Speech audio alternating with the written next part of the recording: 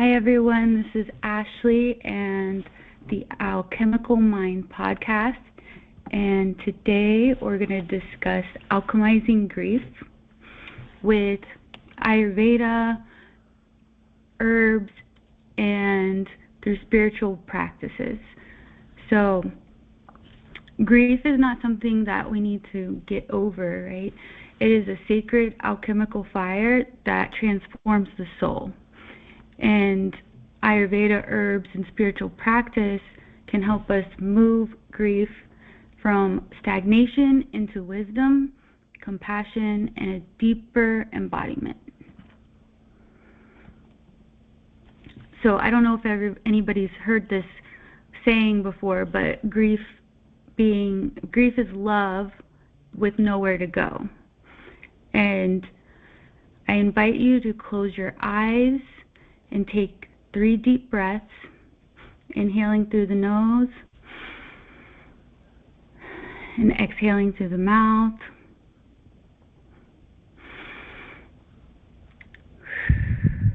And one more.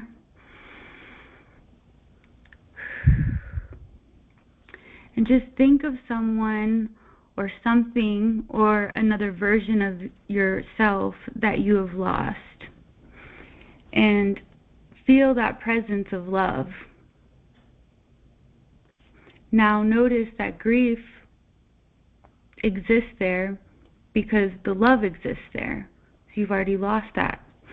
And the purpose of tonight's discussion is not to eliminate the grief, but to transform from suffering into meaning.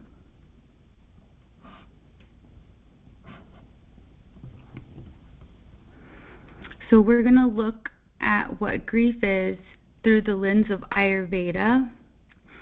And for those who don't know what Ayurveda is, I'll do a quick review. And it is a holistic medicine system, and it dates all the way back past before 3,000, 5,000 years.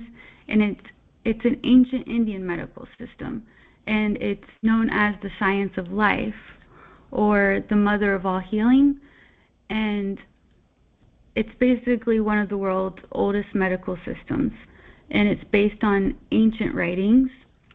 It stems directly from the ancient Vedic scriptures of India, and it uses natural and holistic approaches and addresses all aspects of the light of life, mind, body, and spirit.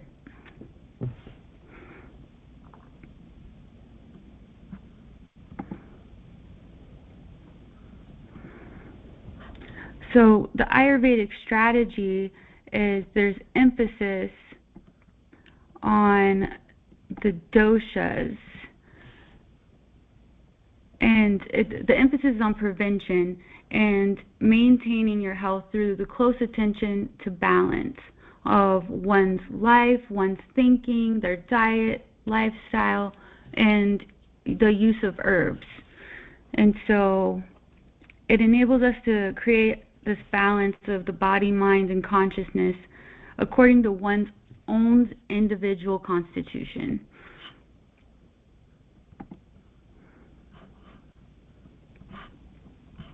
And so for the doshas, I'll briefly go over those. The Ayurveda identifies 3 basic types of energy or functional principles that are called the doshas, and they're present in everyone and everything in life.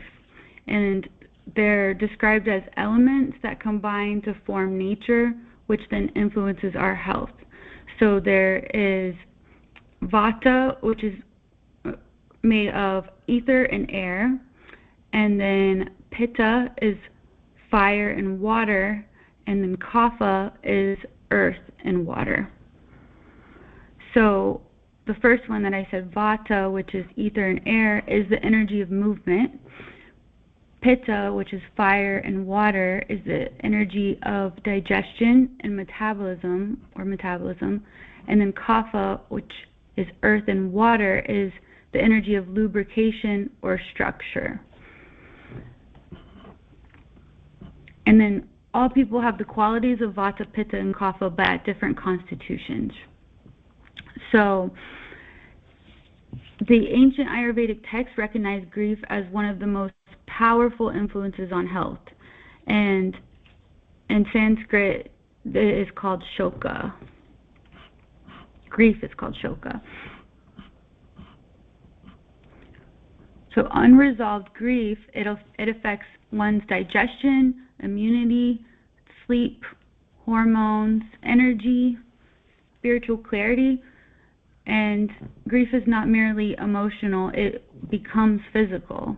I mean, if any of us that have experienced grief, we know the physical aspects of it. And so the doshas in grief, we'll go over that just briefly. For Vata, which is the air and ether dosha, the characteristics of grief look like anxiety, fear, racing thoughts. It's a lot in the mind, right? And insomnia and feeling ungrounded, because you're up here, and so when it's unbalanced, you're feeling ungrounded. Someone can't stop thinking, or they feel very lost. And then Pitta grief characteristics, which Pitta was the fire and water, is anger, frustration, blame, irritability, and like the statements of like this shouldn't have happened. It represents more of a Pitta grief.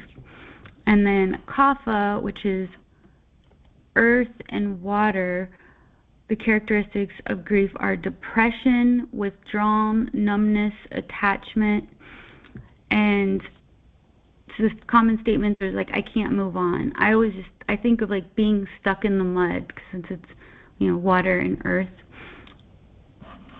And so when you're experiencing grief, or thinking back on when you experienced grief in your life, like, think about which grief pattern feels the most familiar to you, because most people are strongly can identify with one.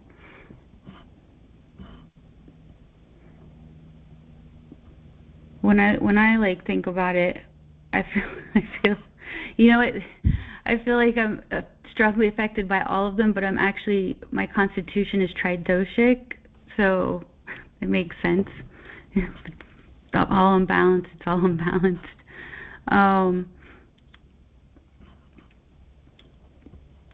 So the physiology of grief is that grief impacts the nervous system, so the body becomes trapped in survival mode. And I mean, it can be a trauma, so it definitely feels like, you're in survival mode, and is this really happening? And then the immune function suppression increases, and then digestion, Agni, which is Sanskrit for digestive fire, weakens. And then heart function, grief impacts heart function, and some may have heard this called broken heart syndrome, and clinically it's called Takotsubo cardiomyopathy. And so it's not just a metaphor, it's literally the heart changes shape during acute grief, not chronic but acute. So a massive surge of stress hormones essentially stuns the heart, and it causes the lower part of the left ventricle to balloon and swell while the top narrows.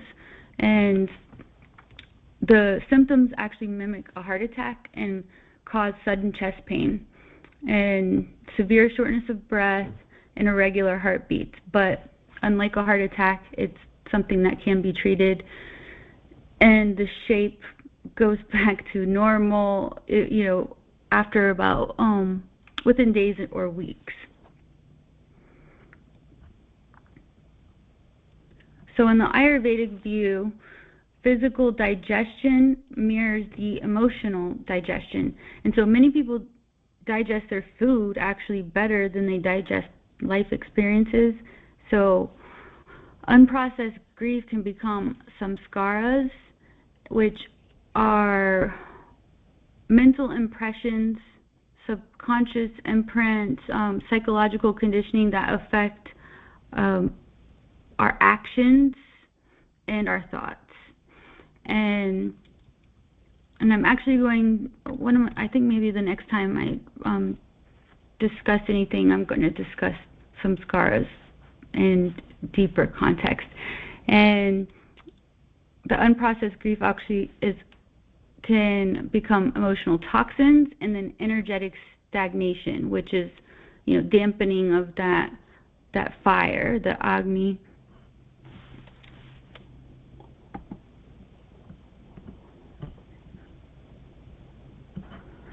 So Ayurvedic perspective is that the mind and emotions are intricately connected to the body's physiological processes.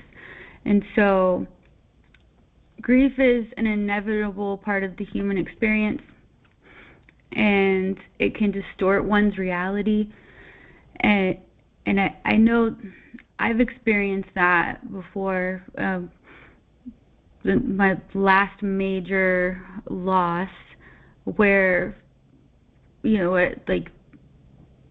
guess I started to become paranoid, and I didn't really know why, and I realized that it was a part of the the grief process, but it was maybe for a day, and just thought everything was out to get me, and I'm like, why do I feel like that?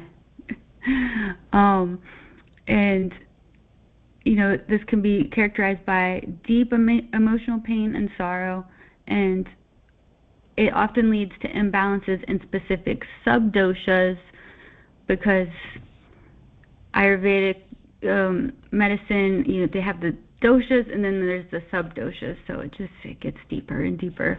And the subdoshas that govern our emotional well-being are affected. So we'll start to understand and manage grief through the lens of the subdoshas Sadaka Pitta and Tarpaka Kapha. And so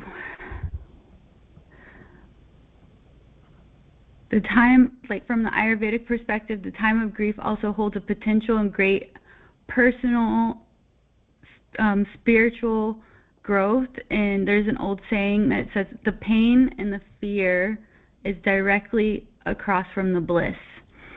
So programming that into our minds and bodies it's a good quote. The pain and fear is directly across from the bliss. I love that one.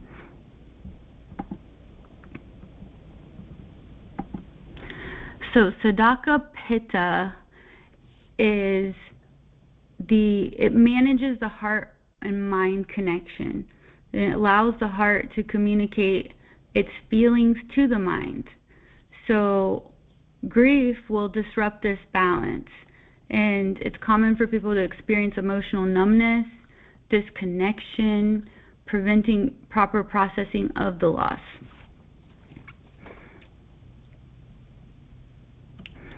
It influences our ability to process the emotions, such as ambition, joy, and sorrow. And in balance, the Sadaka Pitta, it is contentment and emotional resilience. But when it's aggravated, there's emotional turbulence and confusion and inability to process loss effectively. So we want to find ways that we can balance the Sadaka Pitta dosha, subdosha. So practices to balance the Sadaka Pitta would be, the main one is establishing a routine. And it's very simple yet difficult when you're going through, especially acute grief. But if that's one thing someone can remember, is just stick to the routine and maintain a consistent daily routine. And it doesn't have to be much. So this provides a sense of stability and predictability. And simple practices like regular meal times, sleep schedules, self-care rituals, and can create the foundation for the emotional healing. And then nausea therapy is basically the administration of medicated oils through the nasal passages, and it's a powerful practice in Ayurveda for clearing mental and emotional blockages. And so using oils like Brahmi or Shatavari can help soothe the mind and balance Saddaka Pitta. And what that can look like is, well, it's a nasal inhalation of herbalized oils into the sinuses. So if I ever do the nausea therapy, I have like the nausea drops, and you put like a couple drops in each nostril, and then you can like lay your head back like a little bit off of the bed, or have a pillow so then you're inclined, and so that the drops can get deep into your sinuses. And it's not that much, like one drop, 2 drops each nostril. This is a technique that's been practiced for thousands of years, and it hasn't been long since Western medicine discovered the lymphatic vessels in the sagittal sinus that literally drain 3 pounds of toxic chemicals and plaque out of the brain each year while we sleep. So this is going to help that. It supports and cleanses the lymphatic vessels of the brain in the sagittal sinus, and the sagittal sinus is just under the skull on the top of the head in the pattern of like the mohawk haircut. And it is said that these lymphatic vessels constrict as a result of trauma, which causes us to bury memories. And so, not just with grief, but just trauma in general, this nausea therapy can be beneficial for. And this process will allow us to move through hardships and continue with our lives, but can drive emotional patterns into the unconscious when the vessels constrict. So we want to keep that area lubricated, and I'll discuss that more in a little bit.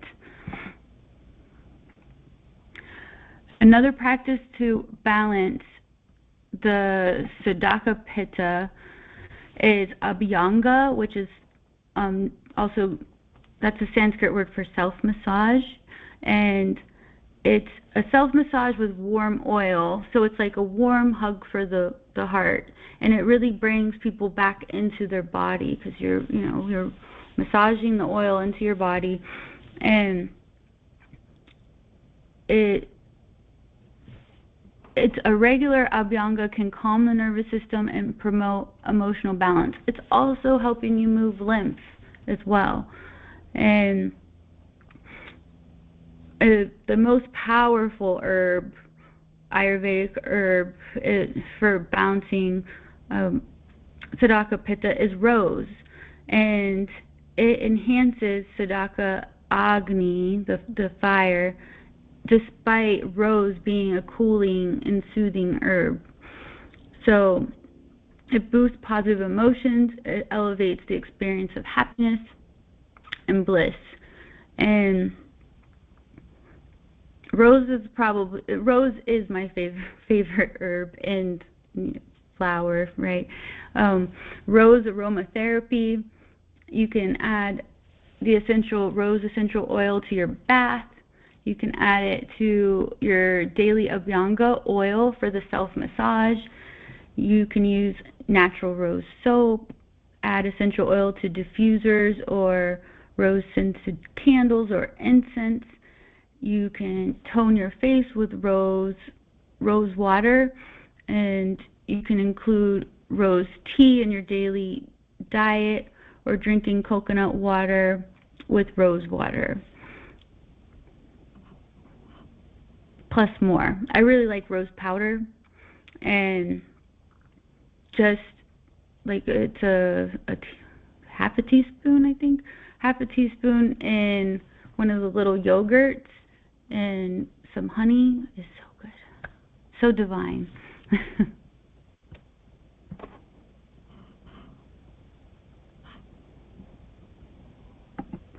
Now the other subdosha is Tarpaka Kapha, and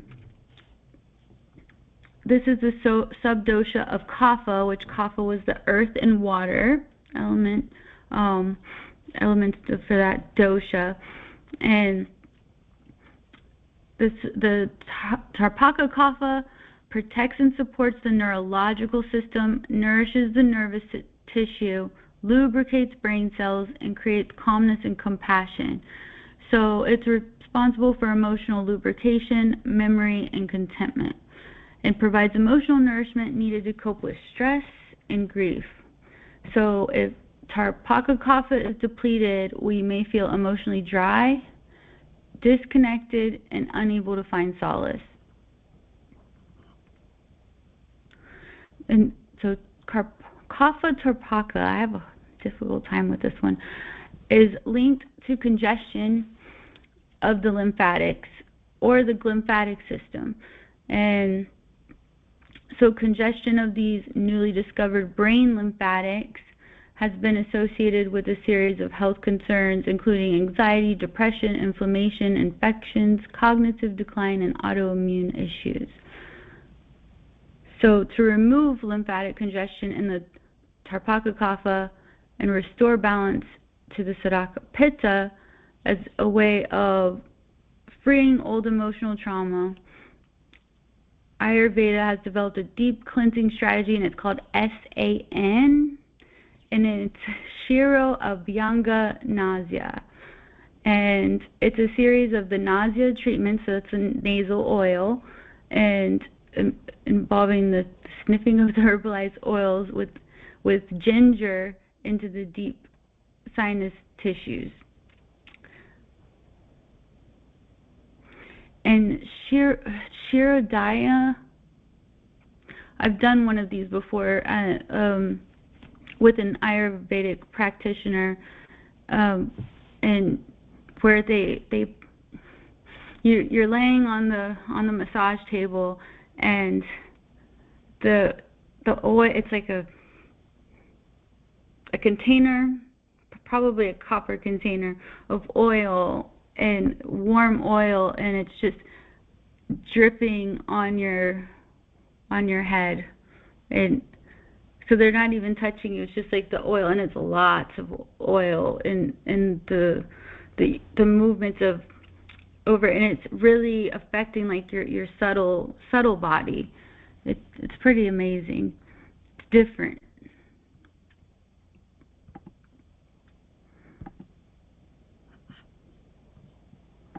Practices to support Tarpaka Kapha are journaling, writing down your thoughts, emotions, and these can help process and release pent-up feelings, and can help provide a sense of clarity and relief. And the practice of journaling supports the emotional nourishment provided by the Tarpaka Kapha. And connecting with loved ones, so spending time with supportive family and friends, sharing memories, leaning on a support system can help replenish emotional reserves and foster a sense of connection and contentment.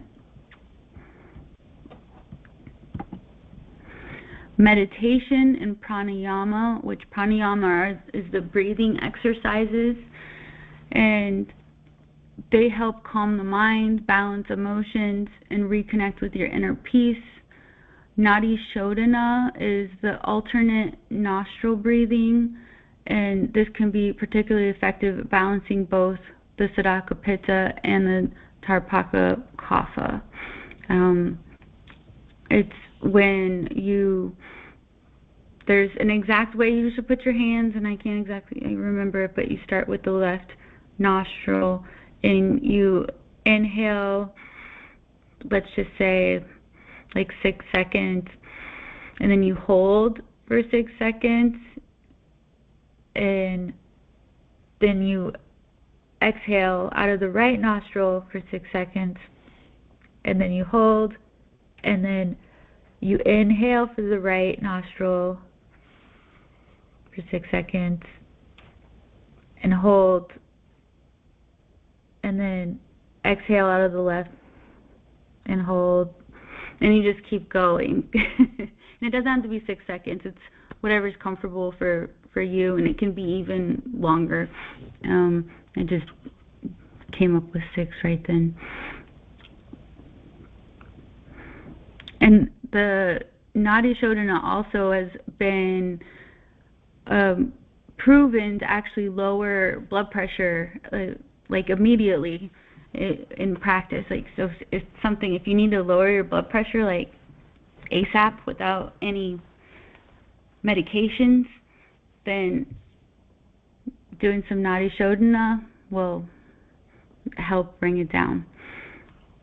Another practice is to support Tabraka Kapha is nourishing foods. So with Kapha, you want warm and comforting foods like soups, stews, khichdi, and they can provide grounding and emotional nourishment. And they help balance the doshas and support overall well-being during times of grief. And in Ayurveda, khichdi is basically the Ayurvedic comfort food, and it's very digestible. It's a one-pot porridge of basmati rice, split mung beans, with other herbs like ginger, turmeric, cumin, and it's basically to provide nourishment while giving your digestive system a break. And it's great whenever you're sick. It's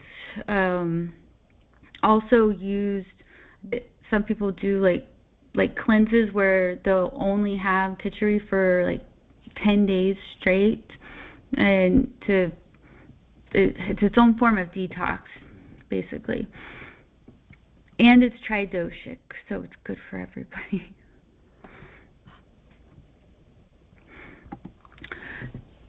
So the Marma point scalp massage. So we have 108 Marma pressure points in the body, and 37 of them are in the head and neck. And Marma points are energy points in the body that are, Marma means vital, and so they're located at intersections of major body systems such as bones, blood vessels, nerves, ligaments, tendons, and the blood supply of those major organ systems, major body systems. And the head massage, basically, it includes the treatment of the face, scalp, and head marmas, and also in the neck and ears. So there are emissary veins, or marmas, all along the sagittal sinus of the skull, where the brain and lymphatics, they drain toxins and waste while we sleep. So massaging the scalp can elicit changes in the blood flow inside the cranium, allowing for more efficient waste draining while we sleep. And like when you do like a head massage, it's like really moving the scalp over the cranium and making that, movement. And so one study found that gentle massaging of the scalp, I wouldn't call it gentle. When I've looked at examples, it does not seem very gentle. You're not hurting yourself, but it seems very rigorous to me. But approved abundant drops of blood on the inner surface of the bone each time the scalp was massaged, which indicates that the cutaneous blood flow can flow inward through the bone, through the emissary veins. And so that means the massage in the scalp can, in fact, elicit changes in blood flow inside the cranium. And this is very interesting. Another study, researchers combined the drug methadone with Ayurvedic massage oils, like sesame oil, and massage that into the scalp and attempt to determine if any of the methadone would penetrate the skull and enter the brain chemistry. And as a control, they measured the amount of methadone that entered the brain through an oral dose as well. And so the results were amazing. They found that there was almost the exact same amount of levels of methadone in the brain from the head massage oil containing methadone with the sesame methadone as with the oral dose of methadone. So methadone typically is given orally as a medication to wean addicts off of like opioids, like heroin. But basically, it's saying that you can, through these oils, anything can get into our bloodstream, like through this head massage, right? Through these emissary veins. And the oil massage can help increase cerebrospinal fluid flow and brain lymphatic drainage by stimulating the marble points, because the marble points are all down here, and boosting the function of the emissary veins. So, hair dyes, chemical shampoos, shampoos, most of them have chemicals, conditioners, all the things that we put on our hair are using these emissary veins. So it's very important for people to realize this, because if oil containing methadone got into the bloodstream, then so are all the toxins from all of these things that, the hair gel, the hairspray. And so the products we're using, it's very important to know the ingredients and what we're putting on our scalp, or even just hats that we wear, right? The more we know, right? So when someone leaves, they basically throw a hook into our heart and they tug on us, and we feel that pain. And I think it was Monday when I was talking about my cat, when I lost my cat. My heart hurt so bad that I was just like, what is happening? And when I heard this statement, when someone leaves, they throw a hook into our heart and they tug on us and we feel pain. That's literally what I felt. So, true love is an experience that can never be taken away, and the reason for the pain is to get our attention, and so that we can go to it and through it and access ourselves to know who we are at a deeper level and communicate at that level. So in our Western culture, we think that they're gone, and we can't talk to them. But when an elder passes, then an elder becomes an ancestor, and an ancestor then begins to guide us. So they are waiting with their hearts wide open to communicate with us directly, heart to heart, and to connect true love, basically.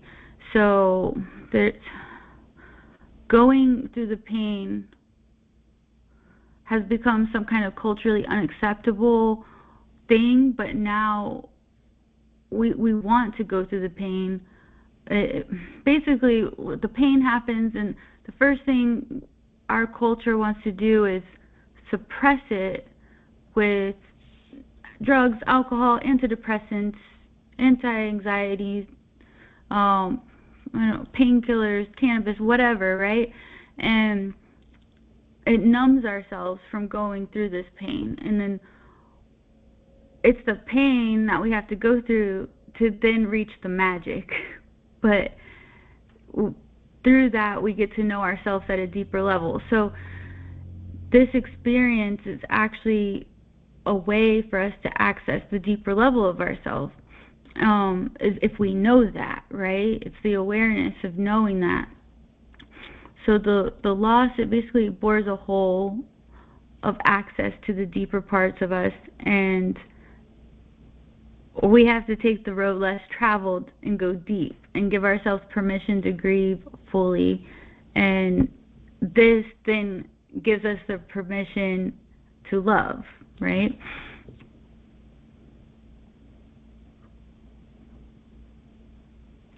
So to move through the grief, you must take action. And action must not just be in your mind. It's transformational action steps that you must take to lay down a new and improved neural pathways in your brain and nervous system. And I think that with time, then that this then allows it gets, you have to have your mind and heart connection first to then get to that sense of connecting with them. And I mean, it took me many years to figure this out, and growth and spiritual learning, and to when I finally started connecting with my past loved ones. And I have a family member who was closer to one of the family members that I can connect with, and she was just like, I've never gotten anything. And I'm like, well, because there hasn't been any type of like healing or self awareness, you know, of trying to heal, right? It's been for that person more of a suppressing with medications and other recreational things, and so there it's going to be a while basically.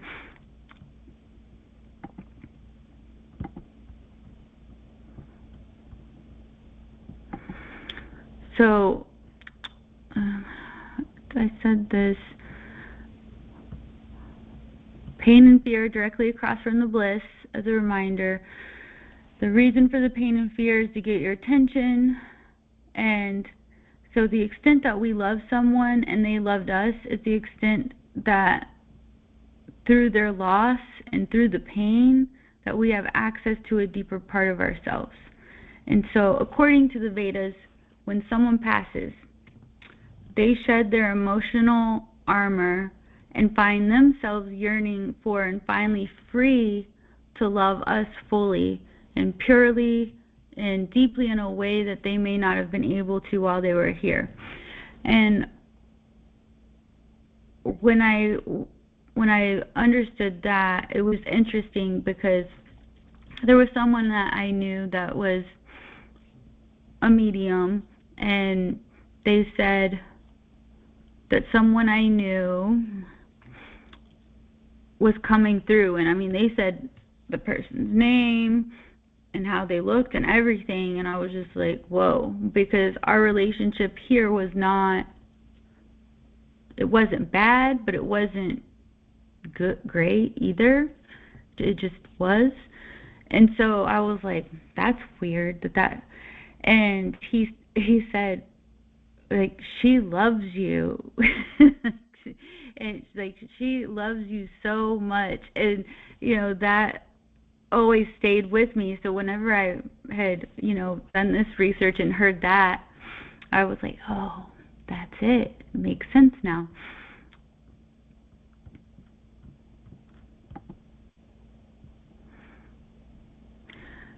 Let me go back over here.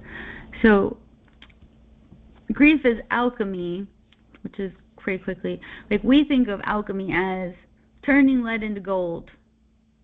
And it is that on a physical, more chemistry aspect, right? But alchemy is really about transforming consciousness when you really know the I guess deeper meaning of it. And so grief is lead and wisdom is gold. So the loss of something or someone initiates us into deeper dimensions of our being. So just do 3 stages of alchemy. The most common is the negredo, also known as the blackening, and this is the darkness. Everything falls apart, identity dissolves, like what is life, and then albedo is the purification, and more of like the white stage, I guess, where meaning emerges, healing begins. And then the rubedo was the red, but it's golden integration, is where love remains, wisdom appears, and purpose returns. And we have to go through those stages to get to the wisdom, right? The wisdom and the love and purpose. Different herbs for grief and emotional healing. We discussed rose. Rose opens the emotional heart and truly is divine. Rose tea, rose glycerates. Glycerates are so sweet, taste great. And rose honey can be used. Sometimes whenever I'm being creative, I'll mix the rose powder with like maple syrup and use it on my pancakes. And so the spiritual lesson of rose is that love survives the loss. Tulsi, also known as holy basil, is really great, and it's an adaptogenic herb. It's a nervous system support, used for spiritual clarity, and it helps people breathe through the grief. It's great for anxiety. And there's I forget the brand, but there's a tea which is my absolute favorite. It's called Tulsi Rose, and it's so good. Then lemon balm is traditionally known as the gladdening herb, and it's excellent for sadness, anxiety, and emotional heaviness. And I mean, when I see lemon balm growing, I just look at it and I get so happy just by looking at it. It's just like, oh, it's like sunshine in a plant. And the same thing with roses. It's, just having the essence of a vase of roses, just it helps one feel better. It raises the vibration in the room, which is why we have flowers during funeral services and memorials, or when someone is sick in the hospital, we get them flowers, right?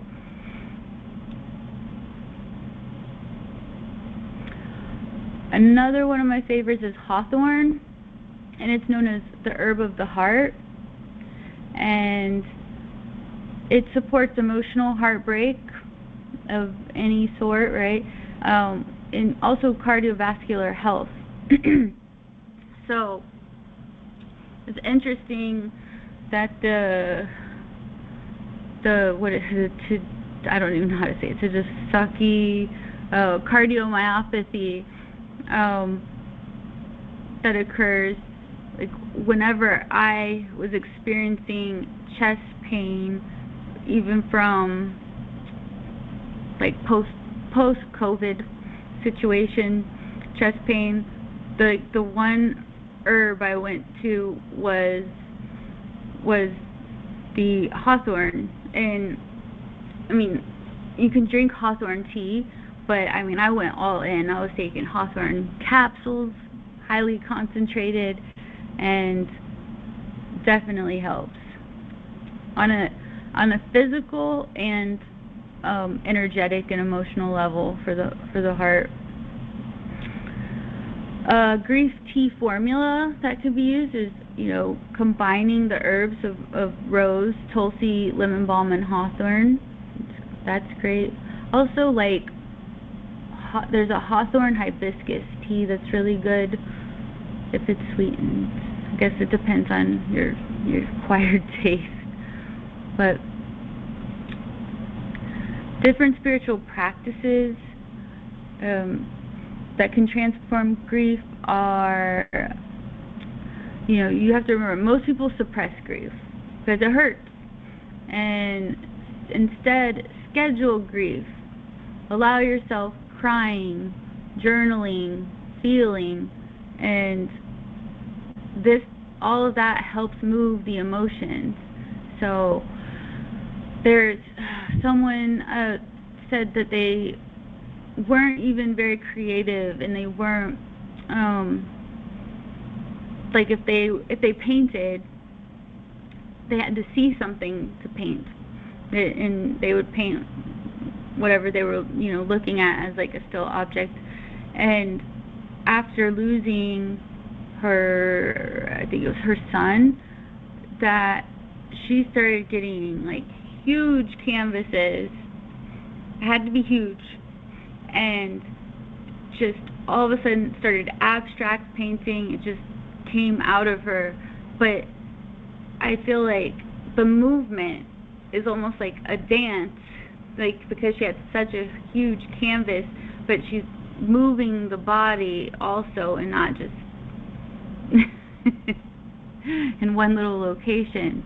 But that can bring so much healing when there's so much stagnation going on.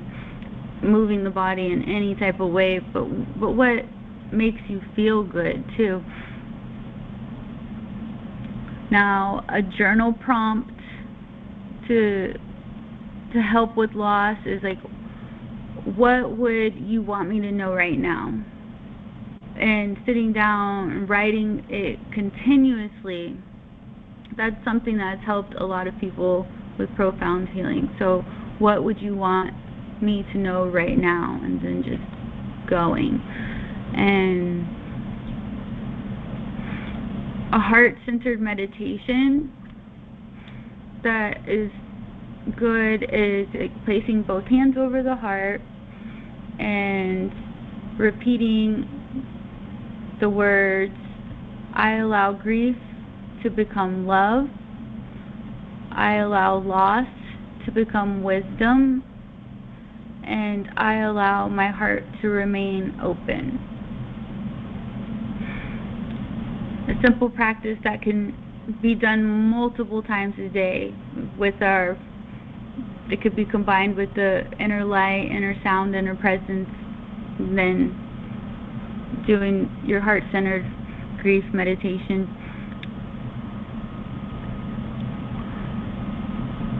A mantra that can be used is the Om Mani Padme Hum, and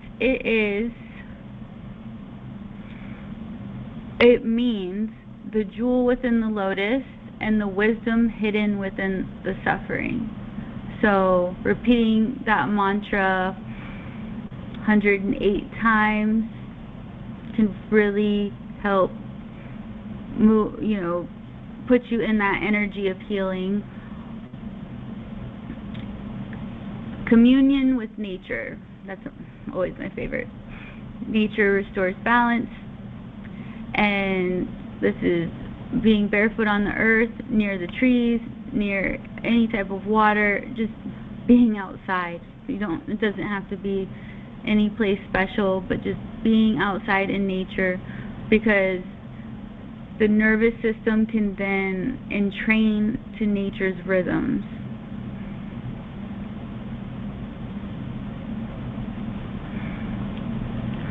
So, samskaras, karma, and the hidden gifts of grief. Basically, loss often exposes hidden samskaras, and these include the fear of abandonment, the fear of death, the fear of being alone, and attachment to identity. So when we say attachment to identity, this could mean like you having a career and being always known as this. Okay, so for me, the pharmacist, I'm a pharmacist. You know, I'm not big on the whole identity thing, but a lot of people really identify with their positions, and then, you know, suddenly losing that position, whether it's even just retirement, right? That is a process of grief that a lot of people don't even realize they're going through.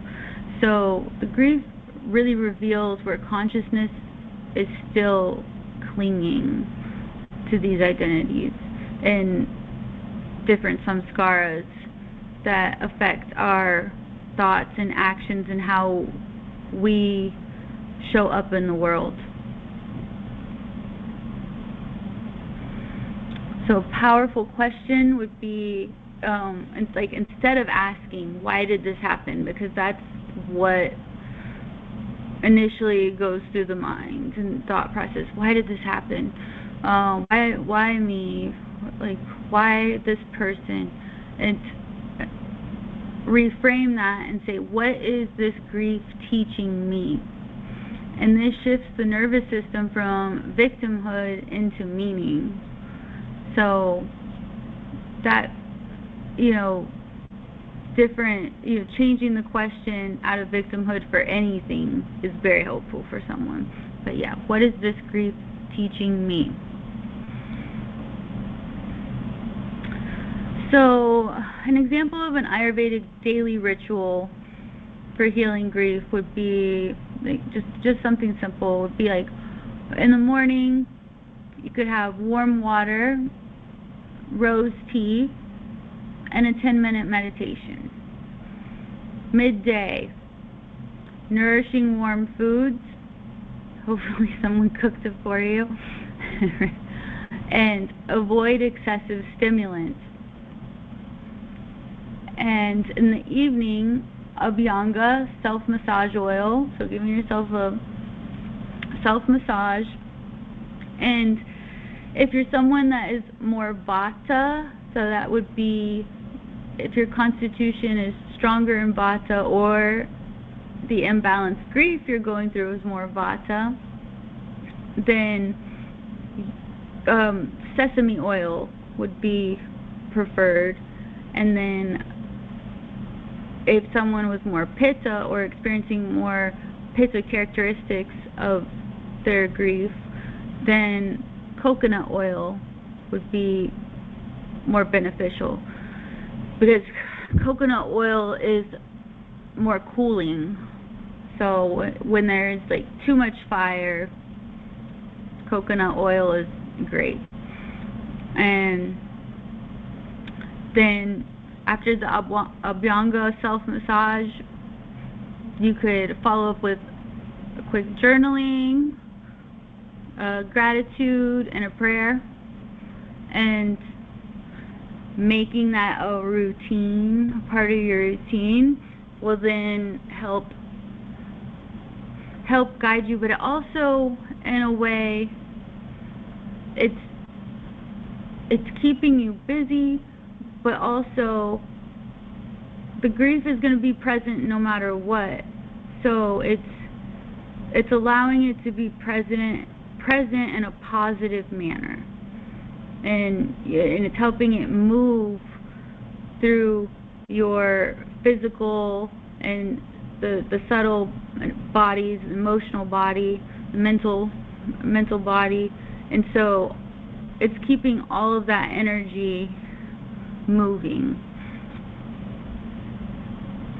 Because if it's staying still, then it's going to manifest, and it's going to, and then manifest into physical problems that could then also lead to, different disorders and to a whole other situation that you might not even realize could be caused by the stuck grief. So let's do a meditation, and very quick, but basically close your eyes and imagine the grief within your heart, and visualize it as a dark stone, and bring awareness and compassion to this dark stone that's in your heart. And now see it as a golden light emerging from this dark stone center. And see that this stone is now becoming gold. The grief becomes the wisdom. The pain comes the compassion. And the loss becomes love.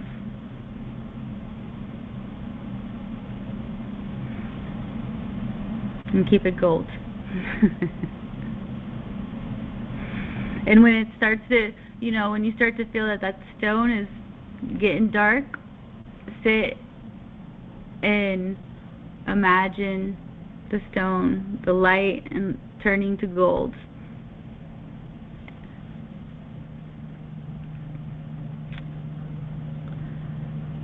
Another practice, which, since it just came up in my mind, when I was in the process of grieving my grandfather, I had one of my shamanic teachers guide me to find a stone, and it was literally a rock from the ground in my front yard. I didn't go buy you could buy a little pretty crystal, but I just went and literally found it. And anytime I was feeling these emotions that were uncomfortable, like a panic, I would then blow those feelings into the stone. And I kept the stone with me for months. It was in my pocket. It was, so you want it not to be huge, and basically anytime I had these feelings, I was blowing it into the stone, and I mean, I looked like it was almost like an inhaler, because I'm like but this stone was holding these emotions in the grief that I was experiencing, the energy of the panic, and for the longest time. And then eventually I realized I wasn't needing the stone anymore.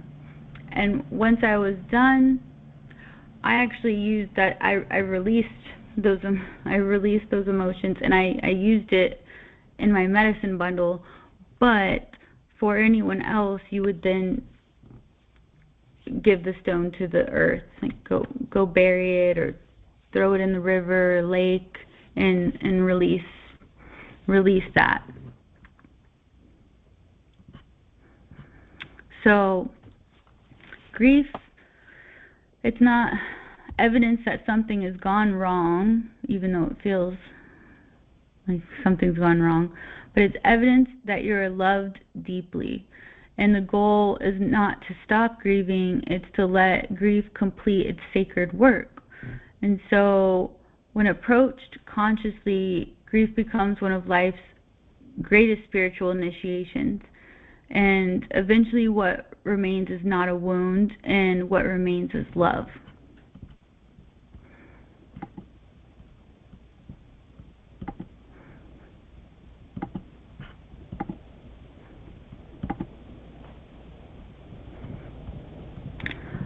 Some other mantras that can be used for grief are Om Shanti, Shanti, Shanti. And that's a universal mantra that translates to peace, peace, peace. And it's often chanted at Hindu funerals to invoke tranquility for the deceased and the mourners. And also the I always butcher this one, Mrityunjaya mantra. And it is Om Triambakam Yajamahe Sugundam Pushti Vardhanam Urvarukamiv Vibandhanan Mitur Mukshi Ramritat Om. I actually know that one by heart. And it translates into, I surrender myself to Lord Shiva, who has 3 eyes, who is as pleasurable as a sweet-smelling incense, and who gives vitality to the devotee to perform devotional service. And just like a cucumber is freed from its stem naturally, be merciful upon me and release me from the shackles of death and not from immortality. So that's also a really good mantra to chant when like someone is going through the process of death, or while like in surgery, sitting and chanting this mantra over and over again to help guide what's, the energy of the protection, and if something was to happen, that this person is released from the shackles of death, right? It is a life-saving mantra from untimely death or fear.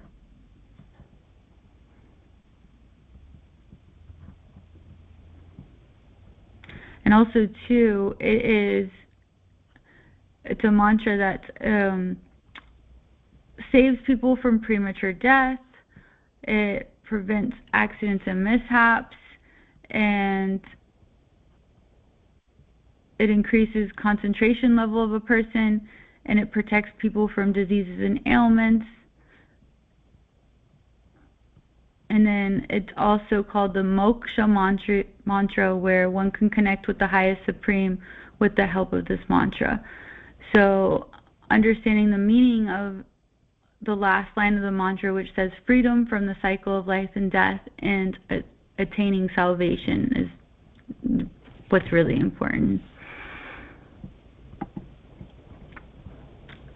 And then I found a Sanskrit proverb quote that I thought was really sweet, and it says, there are 3 things that refresh the heart and reduce your grief: water, flowers, and a beautiful woman.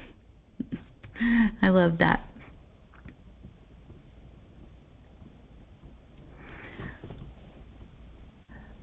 So that is all I have for tonight. Does anyone have any questions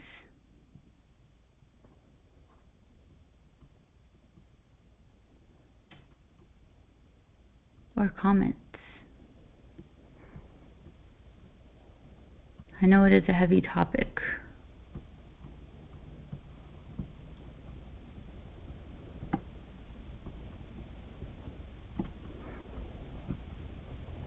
Okay, well, I will let you guys go. You have a great... Oh, hold on. I've been using flower essences for 33 years. I'm glad you said that, Patsy. Flower essences are amazing, and oh my goodness, what is it?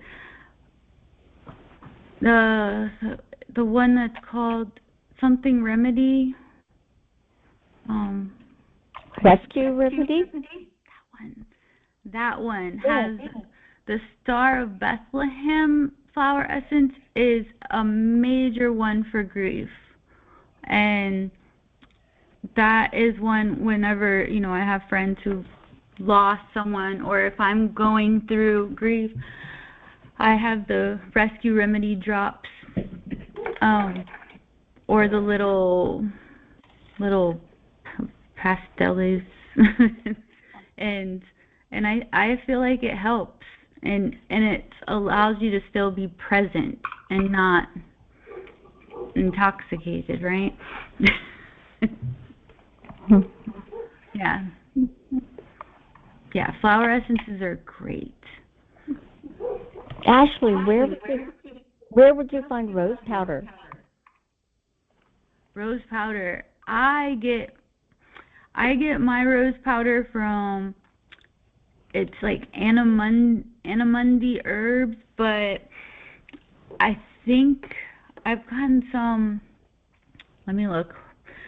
I ordered some. I think Banyan is a good Ayurvedic site like that uses like their herbs are safe, and you want to get make sure that they come from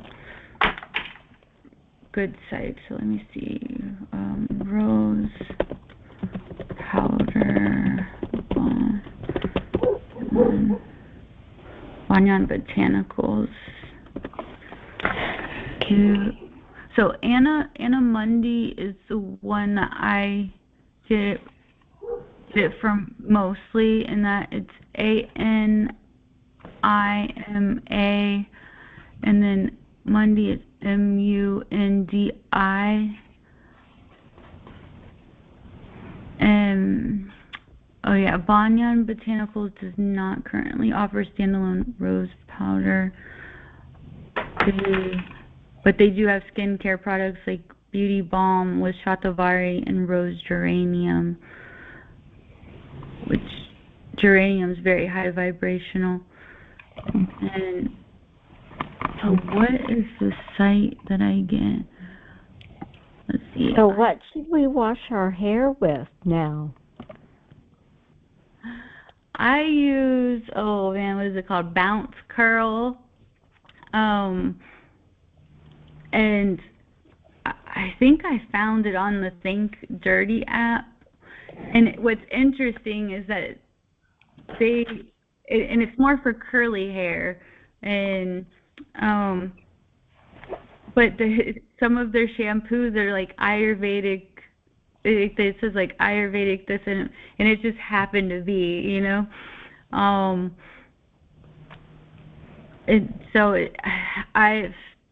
I like that brand for myself. I do still every once in a while indulge in products that I shouldn't, but when I use them from time to time. I try to keep it away from the scalp though. Whenever I'm like doing like a treatment type of thing, I don't dye my hair anymore. But every once in a while I'm like, okay, I think I might need some type of hydration mask. And, I'll use something that I'm probably not supposed to, but and the hairspray I use isn't the best, but because I forget that I already bought hairspray from the Bounce Curl, but I always forget that I have it, and then I'm like, I'm supposed to be using that one. It works, but the one that I use is really good and doesn't like cause like the white flakes or whatever. But it just yeah. And the one from the Bounce Curl brand, it's smaller too. So, but then again, I really don't use a lot of hairspray nowadays either.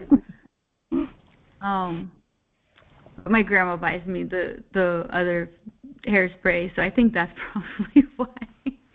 But the things that aren't like the Bounce Curl, I get the shampoo, the conditioner, and then now like the gel products or the leave-in conditioner, I get from them, and they were green on the Think Dirty app.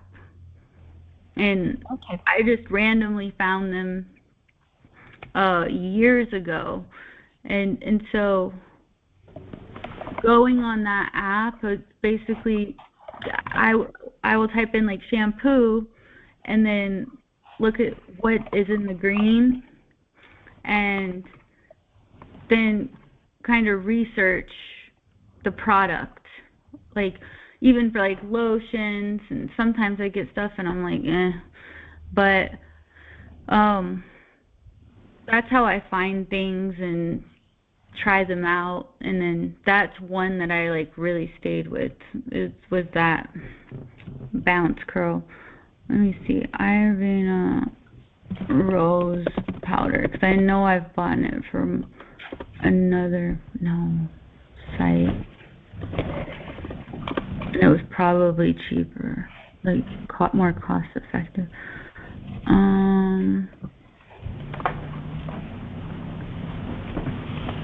I'll have to look into that.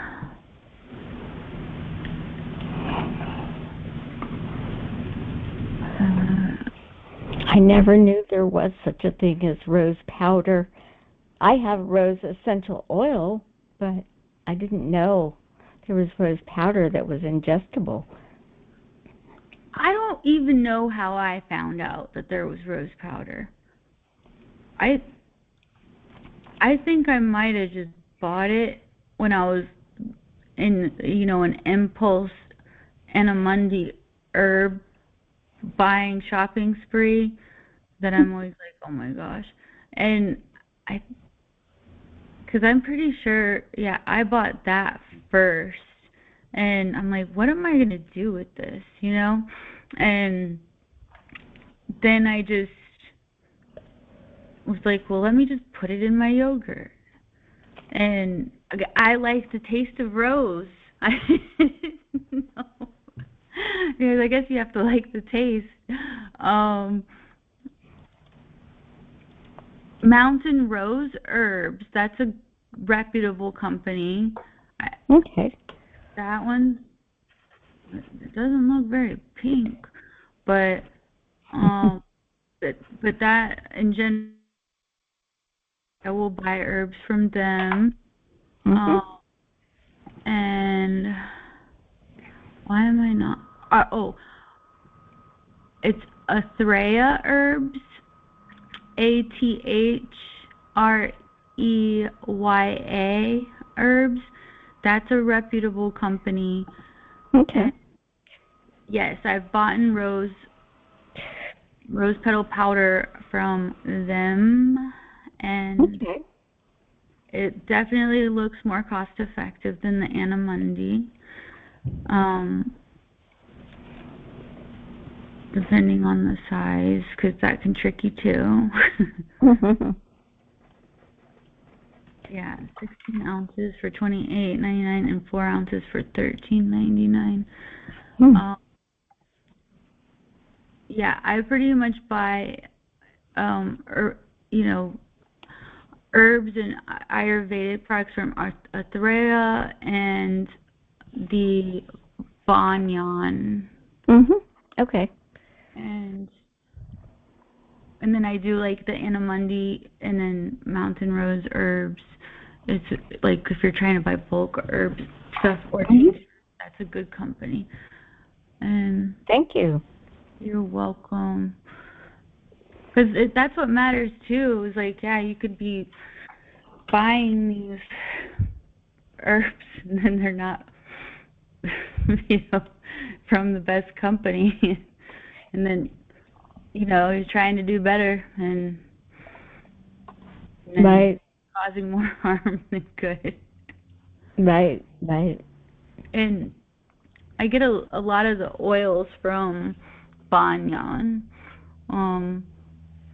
as well. Let's see, the Annamundi. What's the size of this one?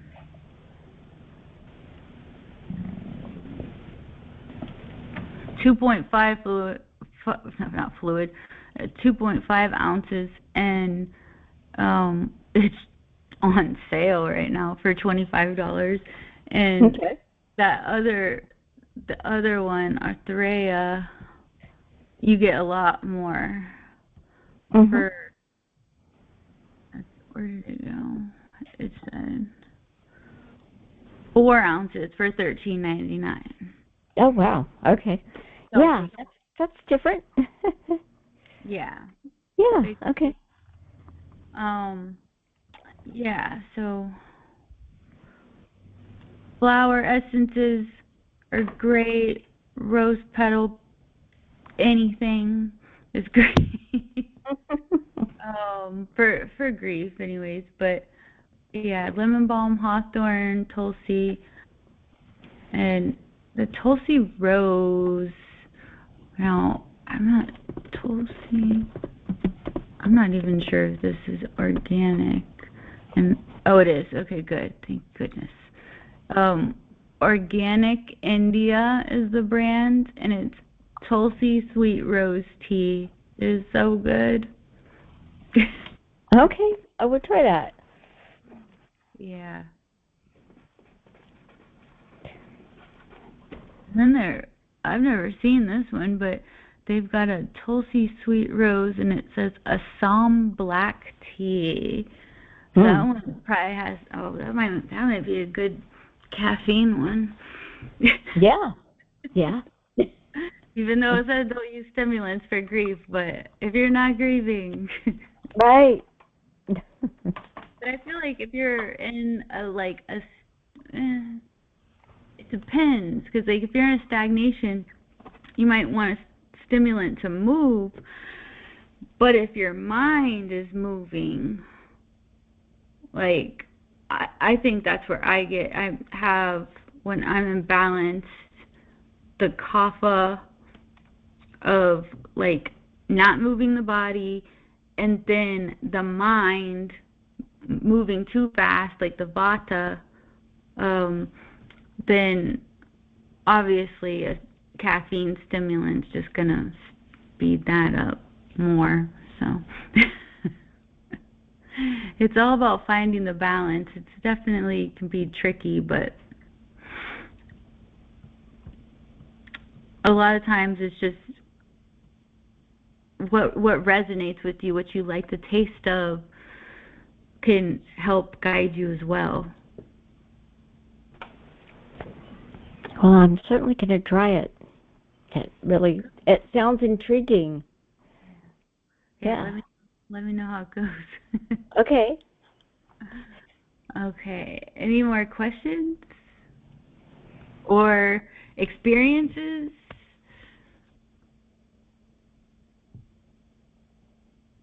I'll stop the recording. I mean, good night.